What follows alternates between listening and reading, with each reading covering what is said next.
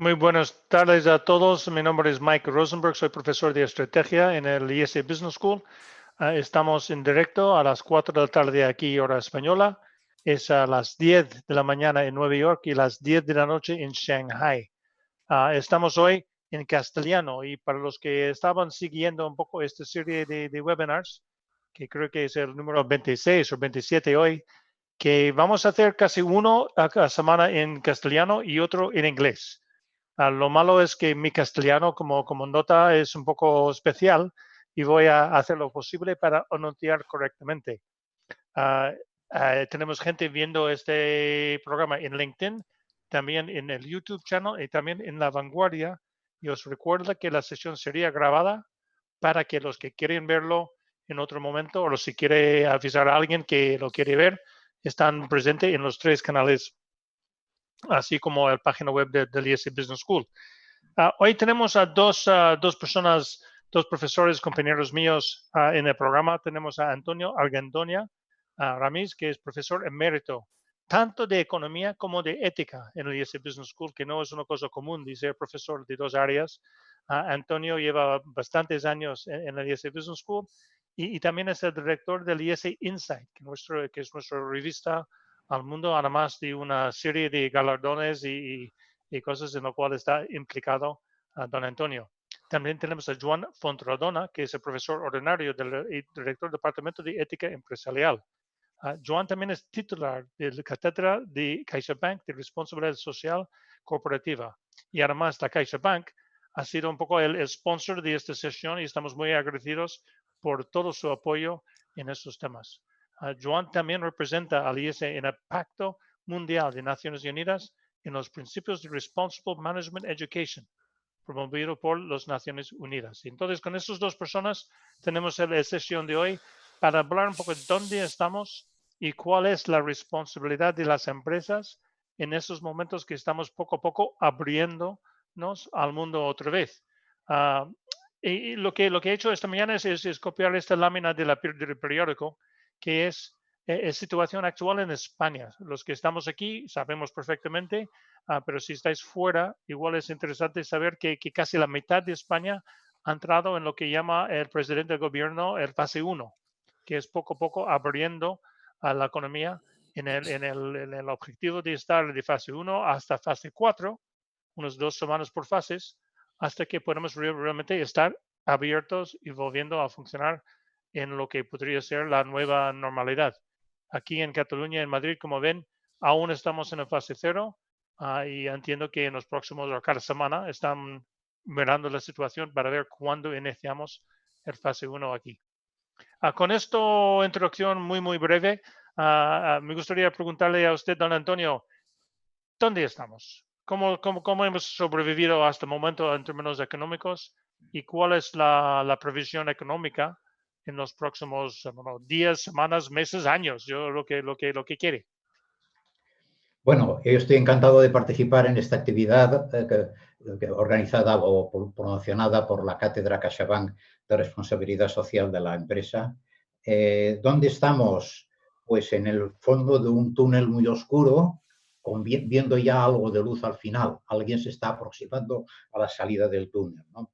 Recordemos brevemente que todo esto empieza con una epidemia que se genera en China, que llega a los primeros casos a España al principio de este año y de repente sufre un agravamiento de la situación debido al confinamiento.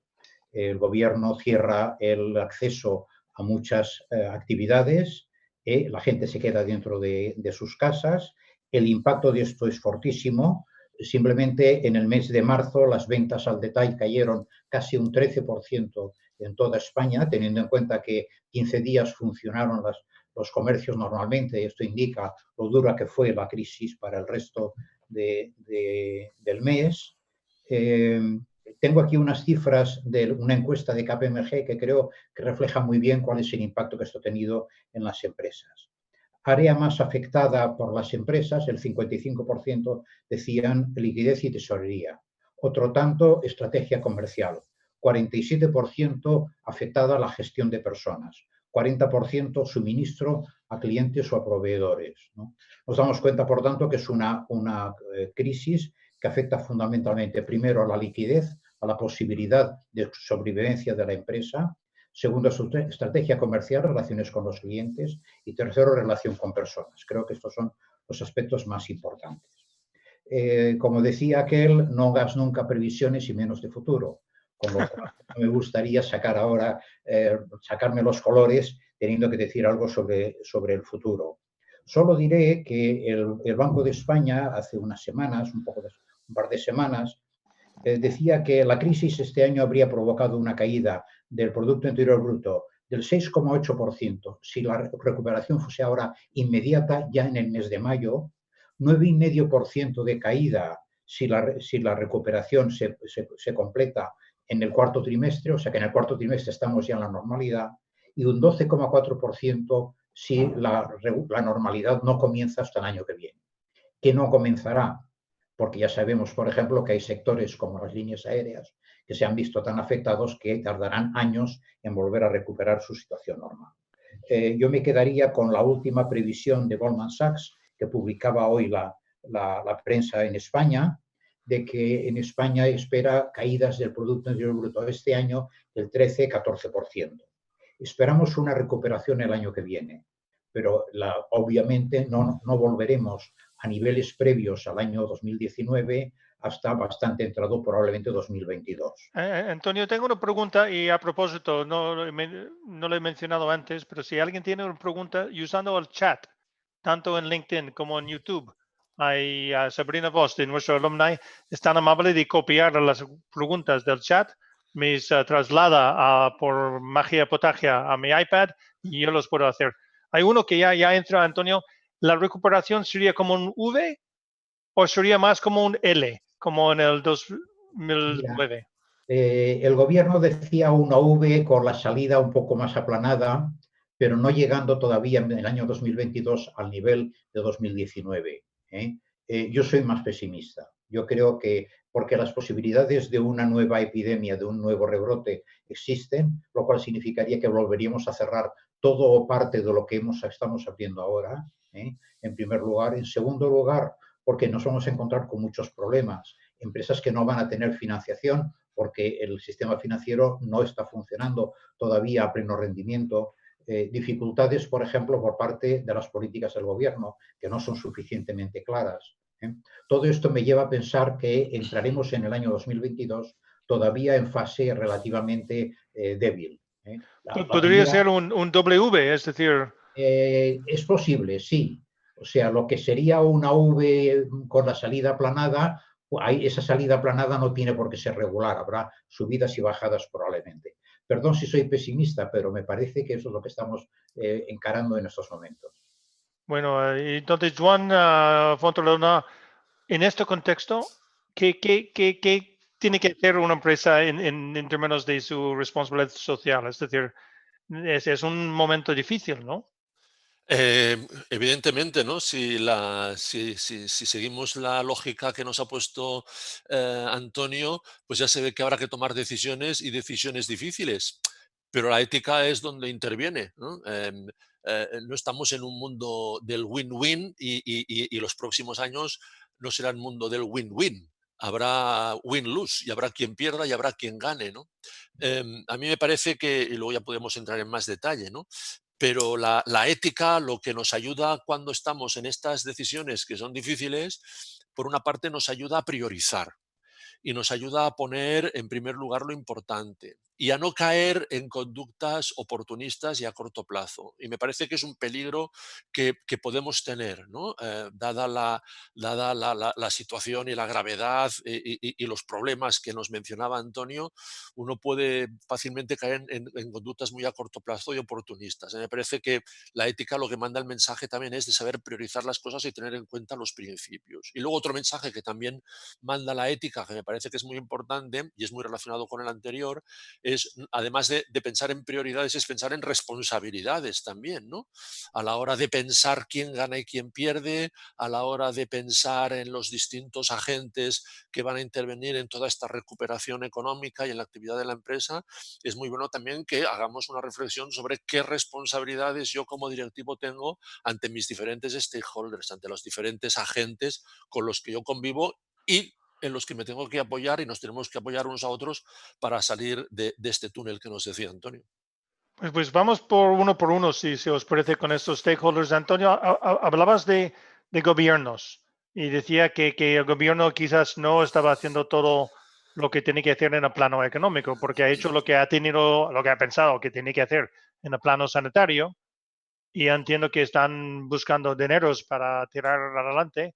¿Cómo lo ve la actuación del gobierno y la relación entre empresa y gobierno? Sí, vamos a ver, mira, quizá primero una primera idea. Hay como dos grandes modelos para plantear la política de lucha contra una epidemia como esta. Lo que se llama la mitigación o supresión. Mitigación consiste en decir, tendremos que convivir con la epidemia durante mucho tiempo, seamos muy selectivos, ¿eh? Rastreemos a la gente, hagamos planos de la gente, sepamos quién está en riesgo de contaminación, de enfermedad, y hagamos cuarentenas selectivas. Este es el sistema que han utilizado países como Taiwán, Hong Kong, Corea o Singapur con excelentes resultados. Los que no lo han conseguido hacer porque no tenían, por ejemplo, suficientes tests para hacer inicialmente, han tenido que hacer la supresión, que es lo que nos pasa a nosotros.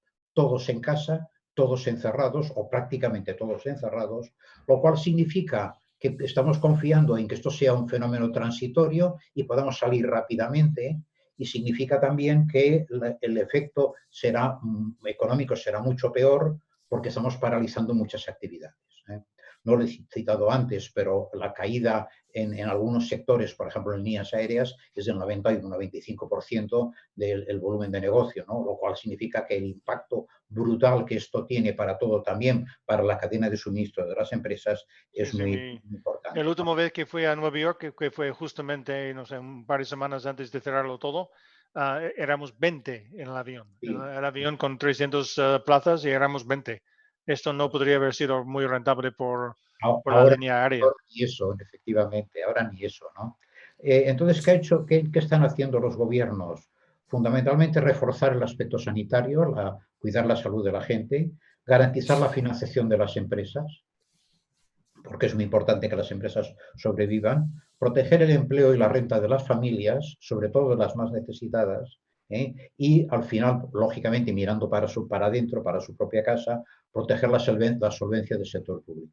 Asegurarse de que su deuda pública, que van a tener que emitir en grandes cantidades, será debidamente colocada, ¿no? Bien, ¿podemos meternos con los gobiernos? Sí, por supuesto que sí. Creo que tiene muchos aspectos fallidos, ¿no? De todas maneras, todos están haciendo más o menos lo mismo, ¿no? Retrasar ciertos pagos obligatorios por parte de la gente, pagos de impuestos, pagos de alquileres, pagos hipotecarios, ¿eh? Autorizar los ERTES, las regulaciones de empleo a tiempo parcial, permitirles cobrar el desempleo, hacer que la gente pueda conservar su puesto de trabajo durante más tiempo con una remuneración suficiente, ¿no? Subvencionar Y, algunas actividades, y prácticamente es esto, ¿no? O sea, un y, gran enfoque en las empresas, que es fundamentalmente os doy dinero, os doy crédito para que sobreviváis, y luego atención a las familias diciendo os doy dinero los que lo necesitéis y los que no, que las empresas os aguanten. Joan, Antonio mencionaba a los empleados y los empleados de las empresas, un stakeholder muy importante. Es decir, lo que hemos visto en algunas sesiones que hemos hecho con CEOs, con el decano Franz Haukamp, es el safety first, ¿no? Todo el mundo se preocupaba del safety, pero ¿qué más? Si hay que despedir gente, si hay que mantener la empresa, ¿cómo se plantea estos temas en términos éticos? Me dejas la difícil. Para mí es más fácil hablar de seguridad que hablar de despidos. Pero claro, por eso antes me refería, es un ejemplo muy bueno de lo que antes me refería yo con pensar en responsabilidades y dar prioridades, ¿no? Claro, es también reflexionar sobre los derechos de los distintos agentes, ¿no? Y evidentemente me parece a mí que los empleados ahí pues tienen un papel muy importante a la hora de pensar en la continuidad, ¿no? Al margen del tema de la seguridad, que está muy bien, al margen también de la transparencia, la que tanto se ha hablado en la empresa, pues también transparencia a la hora de explicar bien las cosas, de explicar bien las decisiones que se tienen que tomar y al final pues habrá que plantearse, la tesorería que decía que era el primer problema, decía Antonio, ¿no? Pues si al final llega un momento en que la continuidad de la empresa pasa por tener que despedir y reducir, digamos, la carga salarial, pues habrá que pensarlo, ¿no? Despedir no es algo que no es una falta de ética, ¿eh? Lo que hay que hacer es ver cómo se hace y sobre todo también pensar si hay otras alternativas previas, ¿no? Cuando decía yo antes eso de que no estamos en una situación de win-lose, cuando el que cuando el que pierde siempre el mismo es mala señal, porque es señal de que estamos ahí con un bias, con un sesgo que no sería aceptable, ¿no? Por lo tanto, me parece que lo que hay que pensar es muy bien si hay alternativas, qué alternativas hay para reducir los costes que supone pues la masa salarial y ver pues y al final pues habrá que, si en alguna situación hay que llegar a despedir y a reducir la plantilla, pues habrá que hacerlo en unas condiciones de justicia en la medida en que se pueda, de reducir ese impacto en la medida en que se pueda. Por eso acciones como las ERTES o acciones como reducción de salarios a toda la plantilla, etcétera, son alternativas muy buenas a esto, ¿no? Porque Pero lo que me parece, decía un compañero del Departamento de Finanzas en uno de esos webinars era que la responsabilidad primero de la empresa era estar vivo después de crisis y poder reabrir para que este puesto de trabajo existe, más que ir pagando a la gente cada mes y había que conservar la tesorería como sea. ¿Estaría de acuerdo, Juan? lo matizaría, estar vivo, pero depende de estar vivo como estoy vivo, ¿eh? Siempre hay que buscar ese balance entre, digamos, lo económicamente eficiente y lo éticamente responsable, ¿no? Y en ese equilibrio siempre es inestable, porque Y siempre en puedo el ceder caso un de los poco. proveedores y en todo lo que es la cadena de pago, porque hay mucha gente con crisis de tesorería que dice, pues no voy a pagar el que tal. Yo, un inquilino mío, tengo un casa me ha llamado, no tengo dinero. Y pues entonces le he dicho, pues no te voy a cobrar si no tienes dinero, ¿no? Tiene un restaurante, el pobre. Claro, Es decir, el pagar, quién no pagar, ¿cómo balanceas esos temas? pues caso a caso, ¿eh? Que nos llamen y les ayudamos, ¿no? Caso a caso, ¿eh? Nunca se puede generalizar, ¿vale? Pero claro, de nuevo, ¿eh? Me parece que, por decirlo así en general, ¿no? La ética hay que conjugarla en plural. Y, y de esta situación vamos a salir pensando en plural. Uno puede adoptar actitudes oportunistas de pensar ¿qué hago para salvar yo el pescuezo? Y voy apretando por aquí y voy apretando por ahí y aprieto a mis proveedores y reduzco a mis empleados y tal para yo salvarme. Bueno, será una salida en falso, ¿eh? Hay que pensar en plural. ¿Cómo salimos de esto todos juntos? Pero quizá Antonio tiene alguna cosa que decir a eso, no lo sé. Bueno, vamos a ver, muchas veces cuando nos encontramos ante una disyuntiva muy mala, que tenemos que hacer algo malo o algo peor, es que hemos cometido errores en el pasado. Por ejemplo, si no hemos conocido suficientemente a nuestros empleados, no sabemos sus necesidades, ¿no? Entonces, de repente, un día tienes que hacer un ERTE o tienes que hacer una reducción de plantilla, ¿eh? Y lo que dices es, bueno, pues mira, los que me caigan peor, los que estén más... Si conoces a tus empleados, puedes hilar mucho más fino, puedes ser más preciso a la hora de elaborar tus políticas. Por eso el ser un directivo ético, yo creo que en el fondo es ser un buen directivo. Ese sería el razonamiento, ¿no? Que la ética lo que añade es ese hilar fino muchos aspectos que se nos escapan probablemente cuando tratamos a todo el mundo como un montón de gente. Tengo un montón de empleados. Claro que el director general no puede conocer a todos si tiene 3.500 en la plantilla, pero alguien tiene que conocer uno por uno en los de su oficina, los de su departamento, los de su fábrica, y por tanto estar en condiciones de decir, este le pasa esto, este le pasa al otro. Quiero decir que en estos momentos tenemos también el reto no solamente de salir de esta situación, que es una situación muy difícil, sino de sentar las bases para ese futuro de la empresa. ¿Qué quiero decir? Imagínate, por ejemplo, que estás planteando un despido y que estás hablando con la gente, explicándoles claramente a toda la plantilla, los que se quedan y los que se van. Mira, la situación económica es esta, las ventas han caído tanto, no tengo dinero, el banco no me da crédito, esta es mi situación. No me va a quedar otro remedio que echaros a la calle. Voy a intentar ayudaros en lo posible. Tengo un amigo que gestiona una empresa que os puede ayudar a buscar empleo. Mira, el director de personal os puede ayudar a hacer un currículum para a ver si conseguís otro nuevo empleo. ¿Qué quiero decir? Que cuando se marchen estos trabajadores se irán diciendo qué desastre, me he quedado en el paro, pero qué esfuerzos ha hecho la empresa por ayudarme. Qué bien se ha portado mi jefe. Quizá no el jefe de arriba de todo, pero sí mi jefe inmediato que me ha animado, me ha dado ideas, me ha ayudado. Y los que se quedarán con la idea de decir, esta es una empresa en la cual vale la pena quedarse. Estoy muy contento de esta empresa porque en una situación tan difícil como esta, que miro a mi alrededor y todo el mundo está en el paro, todo el mundo tiene un ERTE, todo el mundo tiene una dificultad, a mí me ayudan y me han dado seguridad. Por ejemplo, decirle a la gente, se van a ir a la calle ahora al 25%. Lo siento, no puedo aguantarlos. A los demás intentaré aguantaros. Si la recuperación llega antes de septiembre, os aguantaré. Si no, tendré que hacer una nueva revisión, pero ya os lo comunicaré a tiempo. ¿Qué quiero decir? Le creas el miedo en el cuerpo, pero por lo menos tienes una seguridad. Hasta septiembre mi puesto de trabajo está más o menos seguro. No lo sé, a veces esto no es posible, pero es esa idea de qué más podría hacer yo. Sobre todo una pregunta muy importante. ¿Cómo me gustaría a mí que me tratasen? Si yo fuese ahora este empleado al cual le estoy llamando para decirle te vas a la calle, ¿cómo me gustaría que me tratasen? Lo que me gustaría es que no me echasen, ¿no? Lógicamente, ¿no? Pero si me van a echar, ¿cómo me gustaría que lo hiciesen? Bueno, a nivel práctico, hay una pregunta de un oyente. A nivel práctico, ¿qué ayuda a la hora de tomar decisiones para hacer esto? Es decir, ¿cuál es el orden? ¿Cuál es el framework? Está diciendo ¿cómo lo hago? ¿Cómo hago de pensar en plural y cómo hago en demostrar que soy socialmente responsable? Yo creo que Antonio lo describía ahora muy bien, ¿no? Hay que intentar unir al mismo tiempo los principios y las situaciones concretas, ¿no? No se puede gestionar solo con principios ni con generalidades, pero tampoco se puede gestionar solo en las circunstancias, ¿no? Las circunstancias siempre tienen que ser apoyadas por los principios, ¿no?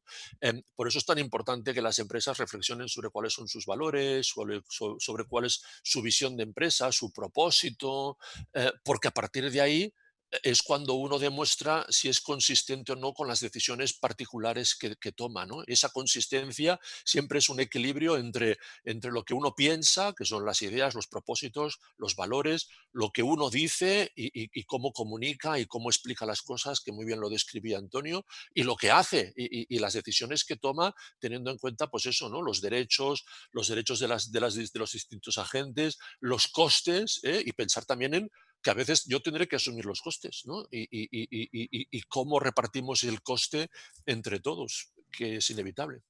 ¿Me Perfecto. dejas que Pensando un poco recuerde, más, sí, Antonio, sí. sí, que recuerde el método del caso? Es que el método del caso es el método de resolver problemas. Y por tanto, este es un problema. Por tanto, pensemos un poco qué decíamos. Descríbeme la situación. ¿Qué significa? Dame toda la información que tengamos sobre el tema y busca información nueva. Sobre la situación de la plantilla, la situación de la gente, cómo está el mercado, cómo están las ventas, cómo está todo, ¿no? Luego, definición del problema. No llego y, por tanto, tendré que tomar medidas. Planteamiento de alternativas. Claro, lo que decimos siempre es, no llego, gente a la calle. ¿Esta es la única alternativa? ¿Puedo reducir salarios? La reducción de salarios tiene que ser proporcional o progresiva. Más reducción para los más ricos, los que cobran más y menos para los que cobran menos. Luego, tengo otras alternativas. ¿Puedo pedir a mis socios que pongan más dinero en la empresa? No lo sé, No pero te olvides, Antonio, de los criterios. Es que también doy ASN, además de ética, ¿no? Y antes de las alternativas son los criterios, sí, importantísimo, ¿no? efectivamente. Los No, es que criterios para decidir. yo le iba a decir después. Ah, vale, vale. Antes de tomar la decisión, tengo que decir con qué criterios, qué va a ser más importante y qué va a ser secundario. A continuación, tomo la decisión y la pongo en práctica. Si miras esto desde el punto de vista de la ética, te darás cuenta, por ejemplo, que es un modelo de prudencia. Has tomado una decisión muy prudente porque has mirado a tu alrededor y has visto todas las circunstancias. Las has valorado. has pedido consejo, porque hablas con la gente de tu equipo y hablas con asesores de fuera diciendo, ayúdame a tomar la buena decisión en un caso como este. Cuando lo miras de esta manera, el método del caso es excelente. Lo que hacíamos todos los días en el programa, lo podemos repetir ahora en nuestra empresa, bueno, de otra manera. Y en última instancia llamas a un profesor y decir, ¿cómo era la tercera fase del problema de toma de decisiones en el método del caso? Y te De ayudará. acuerdo, Antonio. Ah, cambiamos un poco de tercios, si me dejan, porque pensando en el largo plazo, y tenemos una pregunta de un participante aquí, diciendo, oye, profesores, dime las 3 cosas que va a cambiar permanentemente. Si vamos a siempre trabajar ya en Zoom, vamos a dejar de viajar, vamos a, ¿qué cosas ven y realmente qué cosas veis y cómo va a cambiar un poco la relación humana después de crisis? ¿Vamos a llevar máscaras ya para siempre? No sé, No, Juan, si no, quieres empezar o... no, no Esta, vamos. como es difícil, se la dejo a Antonio.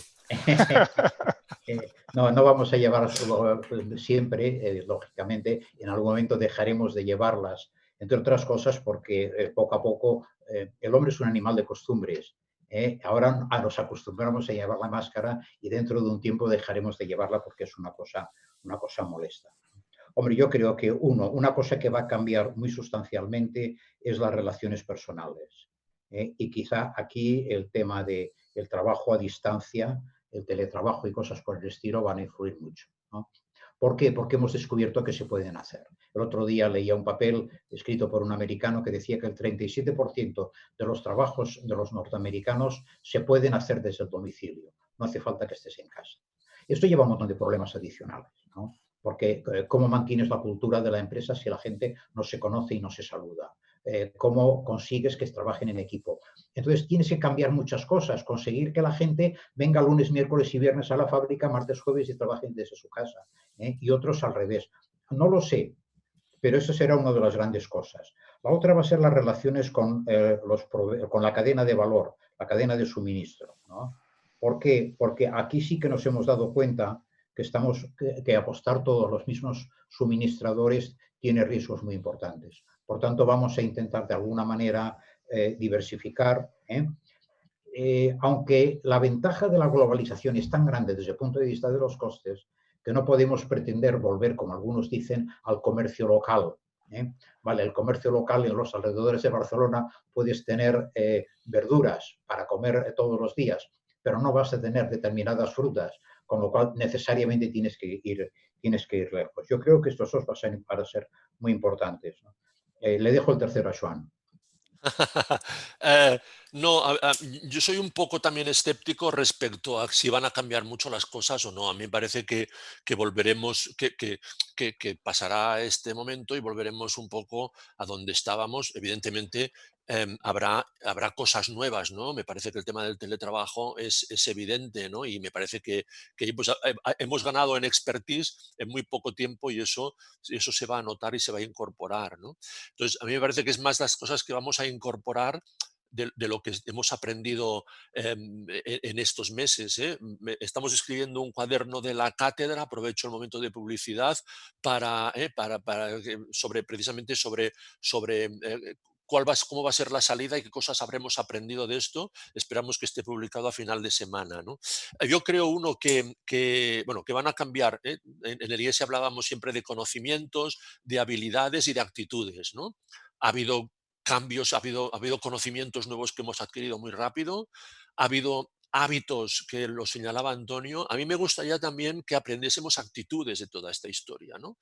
Y las actitudes son una actitud fundamental y básica, ¿no? Me parece que es un golpe de humildad. Resulta que estamos encerrados en casa por una cosa milimétrica que nos ha metido a todos en casa, ¿no? Entonces, eso es un golpe de humildad de quienes nos creíamos dueños y señores del mundo, del progreso, de la vida y de la muerte. Pues mira, no parece que seamos así, ¿no? Dos, me parece que es un momento también de aprender de resiliencia, de actitud valiente ante las adversidades. Y luego me gustaría que también se incorporase una cierta actitud de solidaridad, como decía antes, ¿no? De darnos cuenta que necesitamos a los demás para salir adelante y solucionar los problemas, ¿eh? Y ojalá vayamos un poco en esa línea, sin olvidarnos, si me permites, Mike, sin olvidarnos de cosas que estábamos aprendiendo y que quizá ahora están en peligro, ¿eh? Estoy pensando, por ejemplo, y es un tema que a Mike le interesa mucho, todo el tema de la sostenibilidad, ¿no? Claro, si ahora vamos a empezar otra vez a unidades de monodosis, pues en los productos y en las alimentaciones y tal y cual, y eso va a ser un incremento bestial en el uso de plásticos y tal, veníamos de una época donde toda la lucha era cómo disminuimos el plástico en el mundo, etcétera, ¿no? Como un ejemplo concreto de cómo la sostenibilidad me parece que no puede perderse, ¿eh? Y estamos quizá en peligro también de perder cosas buenas que estábamos Pues adquiriendo en Joan, los últimos meses. noto que llevas el Claro, señal de las Sustainable Development Goals, ¿no? efectivamente, En tu americana. En efectivamente. narrativa del futuro, ¿qué será? Porque hablamos de una empresa que necesita purpose, ¿no? Necesita un objetivo, necesita un compromiso social, pero en este momento también hay controles. En China llevan una app que saben exactamente dónde es estado y tal. Y también hablan de cerrar fronteras y de que hacer el mundo más pequeño. ¿Cuál crees sería la narrativa ganadora del futuro? Ojalá sea la primera, ¿no? Em, el otro día leía en el The Guardian, hace 2 o 3 días, salía un artículo en el que hablaban, recordaréis el libro aquel famoso de El Señor de las Moscas, ¿no? De un grupo de niños que se pierden y llegan naufragan y están en una isla y se montan ahí la vida para sobrevivir, y cuando les rescatan lo que se encuentran es un grupo de animales o personas animalizadas que han luchado por la supervivencia y que en el proceso se han matado entre ellos, ¿no? Y el artículo del The Guardian, muy interesante, lo que contaba es una historia real justamente opuesta, de un grupo de niños que llegan también en un naufragio a una isla, esto es en el año 66, ¿eh? Y resulta que se organizan muy bien entre ellos, ¿eh? Y pasan 15 meses en la isla, y al final cuando les encuentran han creado ahí una comunidad perfecta. ¿Por qué? Pues porque han sabido apoyarse unos a otros. Dice que acababan el día cantando, se inventaron ahí, se construyeron unos instrumentos musicales y cantaban y rezaban, y eso les mantenía unidos, ¿no? Bueno, pues esa es la doble salida, ¿eh? La salida, digamos, egoísta, la salida del control, la salida de la animalización o la salida de la solidaridad, ¿no? Del pensar en común. Y me parece que ojalá sea esa la que triunfe, pero las dos narrativas estarán ahí porque es inevitable. Si me dejan, tengo muchas preguntas Ujú. y tenemos 600 personas mirando y eso solamente en LinkedIn, hay unos cuantos más en otras fuentes. Antonio, hay como tres preguntas o tres grupos de preguntas en temas económicas. Uno es sobre el impacto y si España va a necesitar ser rescatada como igual Portugal y Grecia, como debido a esto. Una pregunta diferente pero relacionado es si ves los distintos sectores, hay algunos ganadores, hay otros perdedores, como decía Juan, y ¿a dónde invertirías si tuvieses liquidez en este momento? Y la tercera pregunta muy económica es, oye, si hay una segunda rebote en otoño, ¿habrá estómago gobernante de tener otro encierre? Porque el coste económico sería brutal. Sí, vamos a ver, necesitaremos un rescate, es bastante probable. No es ninguna tragedia. En estos momentos hay mucha gente que ha necesitado un rescate para seguir pagando, para poder pagar su hipoteca o devolver su crédito, con lo cual tampoco pasa nada, ¿no? El problema es que nuestro nivel de deuda va a crecer mucho, los mercados no van a tener confianza en nosotros. De hecho, ya ha subido la prima de riesgo de España y la de Italia ha subido bastante respecto de otros países y, por tanto, en algún momento esa pérdida de confianza se notará. La cantidad que puede aportar el Banco Central Europeo es limitada, los fondos europeos están sujetos a controles, con lo cual tampoco son ningún regalo y a mí no me extrañaría que nos tuviesen que rescatar. No será ningún desastre. No será ningún desastre. En la vida ordinaria todo seguirá más o menos igual. Sectores donde invertir, no lo sé. No lo sé. Sí que sé que, por ejemplo, algunos americanos están muy preocupados por la evolución de su bolsa. ¿Eh? Porque los mercados de capitales en algunos países, por ejemplo en Estados Unidos, tienen vida propia. En estos momentos la bolsa está más alta en Estados Unidos, muchos valores están más altos de lo que estaban el 31 de diciembre. Y no son valores de esos que se han beneficiado sanitarios, de alimentación, cosas de ese tipo, sino todos ellos de alguna manera.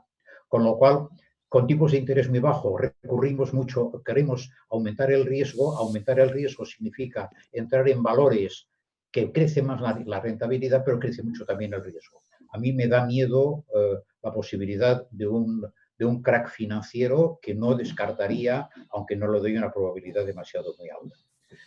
Volveremos a cerrar. Yo creo que no hará falta, que hemos aprendido una cosa, que se puede ser muy selectivo en los cierres.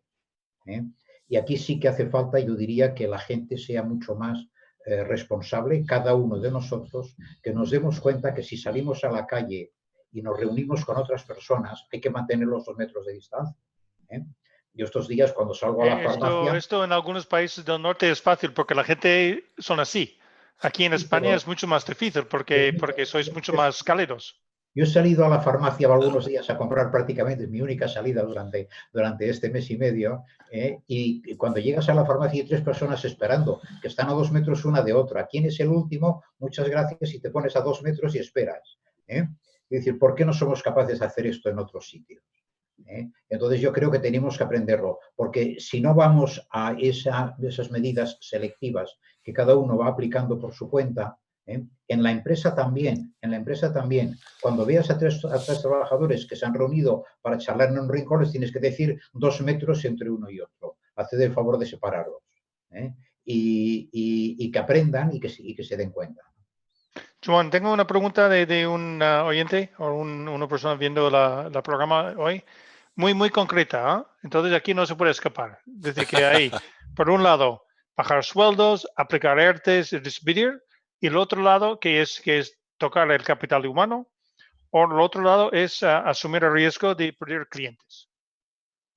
¿Qué hacer? Asumir el riesgo de perder clientes. Si mantengas toda la tropa tal, sabes, no vas a poder bajar los precios y tienes un dilema real. Ya. La única forma de bajar los precios de la gente para que puedan en esos tiempos difíciles es tener un coste recorte por otro lado y dónde tocar y cómo hacer, qué criterio hay que aplicar. A ver, no quiero rehuir la pregunta, pero me lo ha explicado muy bien antes Antonio, ¿no? Cada caso es cada caso y habría que concretarlo y habría que hacer números. En ética también hacemos números, ¿eh? Es importante eso que la gente no lo olvide, ¿eh? Habría que hacer números, ¿eh?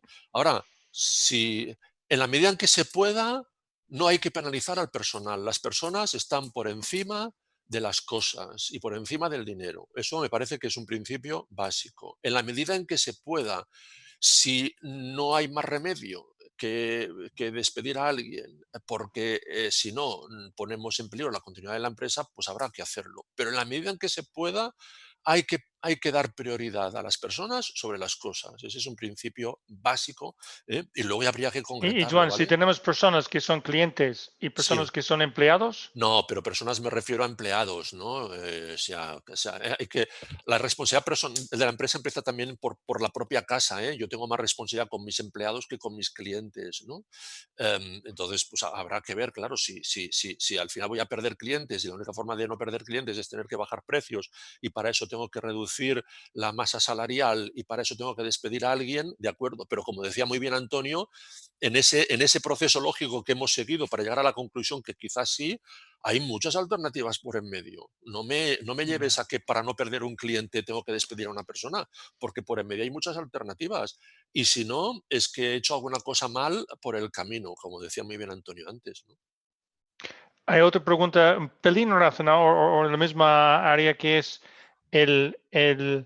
si estas crisis realmente demuestra si los valores que escribimos en la pared son ciertas. Es decir, ese es el momento de demostrar que los valores que uno dice que tenga son ciertas o no. Antonio. Me toca a mí. Sí, efectivamente. Vamos a ver. Sí, por una razón muy clara. Si nos paramos en su día a hacer una reflexión sobre lo que hemos llamado siempre la misión, o ahora se llama el propósito de la empresa, ¿no? Yo me acuerdo de la definición que daba Juan Antonio Pérez López, que decía, la misión externa es qué necesidades de qué clientes vamos a satisfacer. Y la misión interna es qué necesidades de qué empleados, directivos, propietarios, etcétera, vamos a satisfacer para que ellos satisfagan las necesidades de los clientes y consumidores, ¿no? Entonces, si esto yo lo tengo claro, para mí es relativamente fácil, relativamente, nunca es fácil, ¿no? Pero el hacerme la pregunta importante de qué tengo que sacrificar ahora en este momento en que no puedo conseguirlo todo. Pero tengo por lo menos esos criterios que decía Joan, que son tan importantes a la hora de tomar decisiones. Yo creo que si no lo hemos hecho hasta ahora, vale la pena que lo hagamos en algún momento. A mí me da mucho miedo las misiones que se encargan al de marca o al de reputación corporativa. Escribe la misión de la empresa. Uy, qué bonita, qué bien queda, ponla en la web. La misión tiene que ser gastada, ensuciada, manoseada por todos. Tenemos que trabajarla continuamente, tenerla continuamente en la cabeza. Joan, ¿algún comentario en esto? Me parece que es muy importante que efectivamente no es la prueba del algodón. Lo decía hace poco Paul Polman, también el que fue CEO de Unilever, ¿no? Esta crisis es la prueba del algodón de todos estos cambios que ha habido y propuestas que ha habido en el verano pasado de la Business Roundtable, etcétera, ¿no? Porque es muy fácil decir las cosas. Es muy fácil decir, no, el valor para todos nuestros stakeholders, le hemos visto la luz, se ha acabado de pensar solamente los accionistas. Vale, ahora tienes una oportunidad fantástica de demostrármelo. Porque si vuelven a pillar los mismos y vuelven a perder los mismos, es que no has cambiado. Porque si me has dicho que has cambiado, tendrá que notarse en tus acciones. Si no, no me digas que has cambiado. Por lo tanto, ahora es la prueba del algodón de que de verdad hemos cambiado el mindset, ¿no? Hemos cambiado la mentalidad y hemos hecho un chip a lo que pensábamos que era la empresa. Joan, a nivel muy concreto, Antonio, ¿la banca española, la pequeña y mediana, se va a sobrevivir? Sí. Lo que pasa es que necesitan, yo creo primero que el gobierno tendría que ser mucho más explícito en las condiciones. Han pintado un cuadro con brocha gorda y se han olvidado de los detalles, y esto también es importante. Segundo, a la banca le ha faltado reacción desde ese punto de vista. Creo también, no a toda, pero a bastante parte de la banca le ha faltado reacción. Y también es un poco consecuencia de lo que decíamos antes, ¿no? Es decir, yo recuerdo hace muchos años que me llamaba algunas veces el director de la sucursal donde yo tenía el dinero y me decía, señor Argandoña, han salido rojos. ¿Qué quiere decir? Que está usted en rojo, que tiene más gastos que ingresos. Ay, perdón, ¿cuánto es? Ya iré mañana y le llevaré el dinero. El director de la sucursal me seguía a mí personalmente. En esos momentos nadie conoce en la sucursal a Antonio Argandoña. No sabe quién es, ni les interesa, ni les importa, ¿no? Quizá hay un programa de ordenador que va diciendo cosas sobre mí, pero que nadie se las va a leer, ¿no? En la medida en que tú tengas confianza con la gente y hables con ellos, en esa misma medida tienes posibilidades de hacerlo. Reconozco que eso es muy difícil en el mundo financiero moderno, ¿no? Pero es una pena. Tenemos dos preguntas o tres o cuatro en la misma línea y yo voy a añadir un pelín al tema, porque lo que hemos visto en temas de medio ambiente es desde muchos ciudades del mundo se ve las montañas por primera vez en 30 años. Había una imagen en Himalayas, ¿no? En una ciudad de India, ¿no? Impactante. Y la aire aquí en Sitges, donde vivo yo, está más limpia que nunca. Necesitamos una política más humanista, más sostenible. Este crisis es el momento de iniciar un poco un reboot, un rethinking de lo que es la economía y un cambio de paradigma, o eso es ya demasiado, no sé, Sí, ambicioso. piensa una cosa, la gente aprende, pero aprende muy despacio. Hizo falta una generación para que lo que aprendimos en la Gran Depresión de los años 30 se manifestase en políticas concretas ya en los años 40 y 50, en los últimos 40 y los 50. ¿No? Entonces, en consecuencia, ahora es difícil que una persona que ha aprendido toda la vida a maltratar la naturaleza vaya a cambiar. Sí que es posible, y cada vez lo estamos viendo más, que las nuevas generaciones estén cambiando. Yo soy optimista, por tanto, de que este cambio lo veremos, pero es una cosa que va a llevar tiempo, y va a llevar muchas discusiones por en medio, ¿no? Pero yo creo que sí, que algo de esto es necesario. Joan, Sí, creo ¿habrá que un cambio de paradigma o es demasiado ambicioso? ojalá. Yo creo que no habrá un cambio, pero habrá una modificación del paradigma que tenemos, ¿no? O sea, el sistema económico, el sistema de economía de mercado y el sistema capitalista funcionan suficientemente bien como para que no vaya a haber ahora un transvalse, ¿no? Pero sí que introduciremos y ojalá, pues, esto que hemos aprendido, que tú le decías o alguien en su pregunta, ¿no? Resulta que ahora pues que no hay contaminación, que el ambiente es mucho más sano, ¿no? Pues eso quizá nos hará reflexionar que evidentemente cuando volvamos a la situación normal habrá que cambiar procesos y tal para no perder esto que hemos ganado ahora, que nos ha costado mucho el ganarlo, pero que lo hemos experimentado. Entonces, en ese sentido, sí que son esos aprendizajes que incorporaremos, ojalá, ¿no? Aquí hay una pregunta sobre la España vacía, que este problema de que la gente han ido de muchos pueblos en España a las grandes ciudades con el tráfico, con la contaminación. La pregunta es si el crisis nos abre el camino de volver a los pueblos gracias al Zoom, gracias al teletrabajo y quizás a reinvertir todo este tema con infraestructuras, etcétera. ¿Lo ven posible? Habrá algunas personas que cambiarán, que lo harán, pero yo creo que la gran mayoría no. Yo creo que el problema cuando estás en una zona rural, a unos cuantos kilómetros de una ciudad o de un pueblo importante, es dónde me puedo abastecer yo, dónde está la escuela buena para mis hijos, dónde está el hospital en el cual me puedan atender en caso de una urgencia. Todo esto son cosas que claman siempre por la importancia de la ciudad respecto del campo, ¿eh?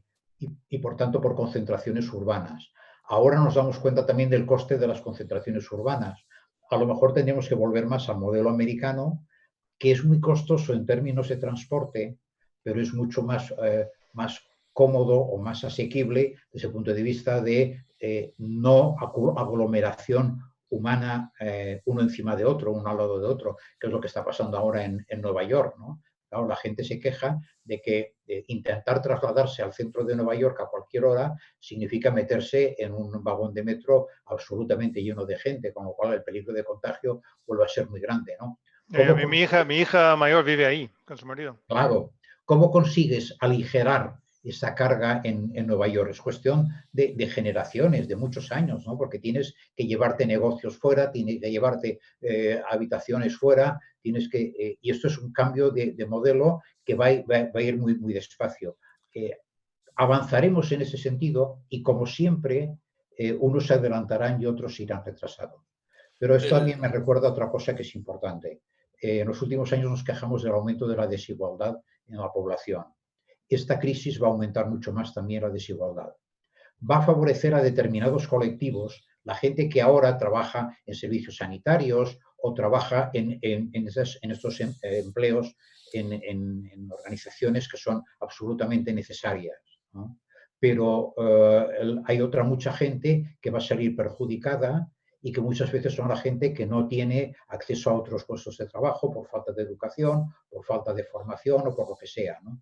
Es decir, vamos a tener también un problema de desigualdad social y esto va a provocar también problemas de conflicto social y político en los países, ¿no? Yo creo que esto es un tema que vale la pena que consideremos, aunque algunos se frotarán de manos diciendo qué bien, esto me conviene a mí políticamente, pero yo creo que esto es un gran inconveniente. Antonio, le veo un pelín pesimista. Joan, tú te veo un pelín más optimista, ¿es cierto? Gracias. Será por los SDGs que llevo en la solapa.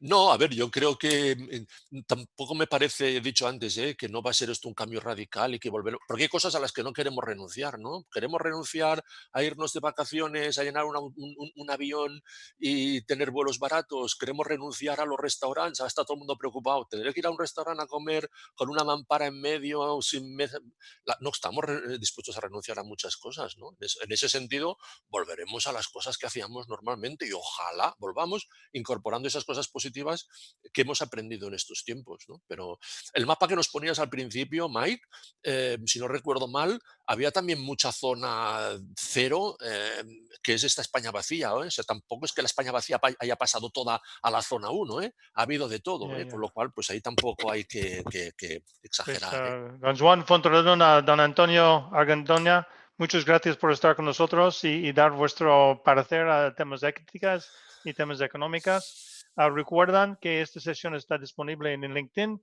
tanto en el YouTube y en La Vanguardia. También el jueves del día 14, en inglés esta vez, tendré yo Mayra Yu. Mayra es el director general de Teladoc Health International, es residente en Shanghai y va a estar hablándonos desde Shanghai, un poco desde la perspectiva de cómo China ya está pasando el crisis y volviendo a abrirse. Estamos ya enfocando más en la perspectiva de dirección general en esta nueva normalidad que estamos viendo. También os recomendáis que visitéis la página web del IES, donde tenemos todos esos webinars colgados, así como mucho más material que os podría ayudar en estos tiempos tan difíciles. Muchas gracias por la atención y buenas tardes. Nos